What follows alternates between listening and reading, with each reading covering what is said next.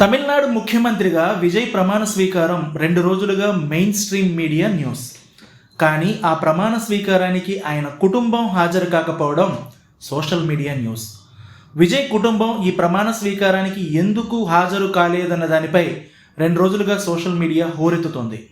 విజయ్ భార్య సంగీత స్వర్ణలింగంకి విజయ్కి దూరం పెరిగిన సంగతి అందరికీ తెలిసిందే. ఆయన భార్య విజయ్తో డైవోర్స్కి అప్లై చేసిన విషయం కూడా అందరికీ తెలుసు.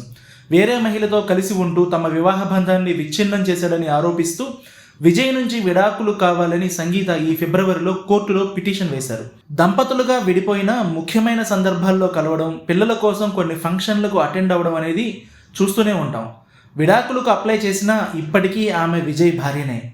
విజయ్ తమిళనాడు ముఖ్యమంత్రి అవ్వడం అనేది అతిపెద్ద ముఖ్యమైన ఘటన. ఇలాంటి ప్రత్యేక సందర్భంలోనూ ఆమె ప్రమాణ స్వీకారానికి రాలేదు.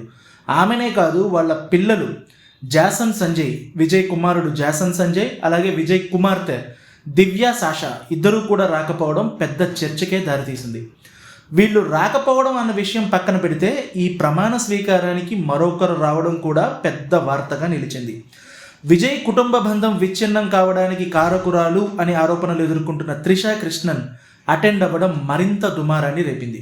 విజయ్ ప్రమాణ స్వీకారం చేసిన నెహ్రూ స్టేడియానికి త్రిష అటెండ్ అయ్యారు. దీంతో ఫోకస్ మొత్తం అటువైపు వెళ్ళింది. ప్రమాణ స్వీకార కార్యక్రమానికి విజయ్ తల్లిదండ్రులు శోభా చంద్రశేఖర్, ఎస్ఏ చంద్రశేఖర్, విజయ్ కజిన్స్ అనేక మంది వచ్చారు.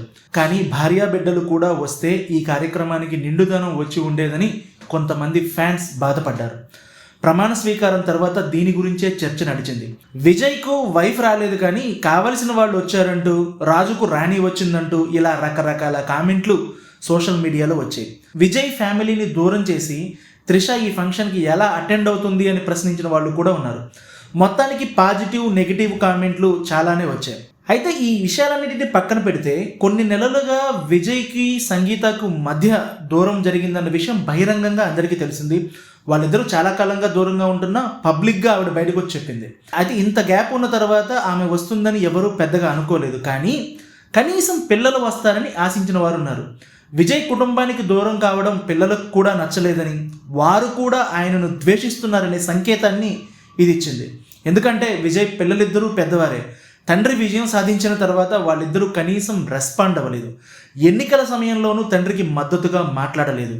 కనీసం రిజల్ట్స్ వచ్చాక శుభాకాంక్షలు కూడా తెలపలేదు. అసలు ఇవన్నీ పక్కన పెడితే అసలు ప్రమాణ స్వీకారానికి విజయ్ తన పిల్లల్ని పిలిచారా లేదా, అలాగే ప్రభుత్వం నుంచి విజయ్ భార్యకు కానీ ఆయన పిల్లలకు కానీ అఫీషియల్గా ఇన్విటేషన్ వెళ్ళిందా లేదా అన్నది కూడా క్లారిటీ లేదు.